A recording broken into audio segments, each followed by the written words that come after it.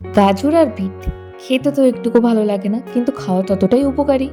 তাই গাজরটা তো খাওয়া হয়ে যায় সবজিপাতিতে, কিন্তু বিট একদমই খাওয়া হয় না। শুধুমাত্র এইভাবে গাজর বিট দিয়ে যদি রেসিপি বানানো যায় তবে কিন্তু আমার খেতে ভালো লাগে।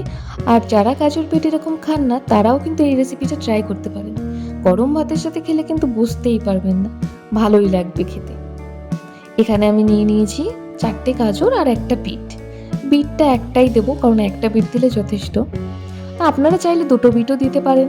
আর যতটা পরিমাণে আপনারা বানাবেন ততটা হিসাব করে দেবেন। এখানে গাজরের পরিমাণটা আমি বেশি নিয়েছি আর বিটটা একটাই নিয়েছি। প্রথমে আমি বিটের চোকলাটা ছাড়িয়ে নিয়েছি। এবার গাজরগুলোর সব চোকলাগুলো ছাড়িয়ে নেব। এই রেসিপিটায় কিন্তু বাটাবাটির কোনো ঝামেলাই নেই। এবার একটা গ্রেটারের সাহায্যে গাজরটাকে গ্রেট করে নেব। আপনাদের কাছে যেটাই থাকবে সেটা দিয়ে আপনারা গ্রেট করে নিতে পারেন। এখানে দেখুন কত সুন্দর গাজরটাকে গ্রেট হয়ে গেছে, সাথে বিটটাকেও আমি গ্রেট করে নিচ্ছি। আর বিটের এই মাথাটা দিয়ে ধরে কিন্তু গ্রেট করতে অনেক সুবিধা হয়, তাই মাথাটাকে প্রথমে কেটে বাদ দিয়ে দেবেন না। আর আপনারা চাইলে এটাকে মিক্সিতে একদম পেস্ট করেও নিতে পারেন, কিন্তু আমি যেভাবে বাড়িতে রান্না করি সেটাই আপনাদের সাথে শেয়ার করছি। তো এখানে কড়াই গরম হয়ে গেছে, আমি সর্ষের তেল দিয়ে নিয়েছি। কড়াইতে ভালো করে সর্ষের তেলটা ছড়িয়ে নিয়েছি যাতে লেগে না যায় পরে সবজিটা।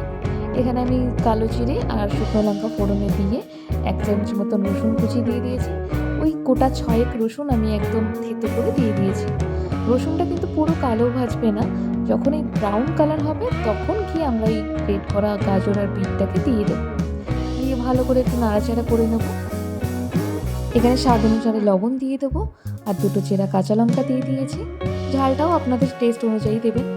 এখানে কিন্তু আমি কোনো রকম হলুদ ব্যবহার করিনি, আর এই রান্নাটায় হলুদ ব্যবহার করবও না আমি। আপনারা চাইলে অনেকে একটুখানি যদি মনে করেন হলুদ দেবেন, খুব সামান্য দেবেন। সামান্য একটু চিনি দিয়ে নিয়েছি আর 1 কাপ জল দিয়ে দিয়েছি। এবার এটাকে ভালো করে নাড়াচাড়া দিয়ে আমি ঢেকে দিচ্ছি। মিনিট 5 পর আমি ঢাকনাটা তুলে নিয়েছি। জলটা দেখুন একবারেই কিন্তু আমি ঢাকনাটা তুলেছি, জলটা বেশ টেনে গেছে। আর সামান্য একটু আমি এখানে আটার গুঁড়ি দিয়ে দিচ্ছি যাতে এটা একটু মাখো মাখো ভাব হয়। আপনারা চাইলে দিতেও পারেন, নাও দিতে পারেন, এটা অপশনাল একদমই। তো ভালো করে এবার আমি ভেজে নেব। যতক্ষণ না এটা একদম মাখা মাখা হয়ে যাচ্ছে ততক্ষণ এটাকে ভালো করে এরকম নাড়তেই হবে। বারবার করে নেড়ে নেড়ে কষিয়ে নেব আমি এটাকে, একদম ভাজা ভাজা হবে এটা।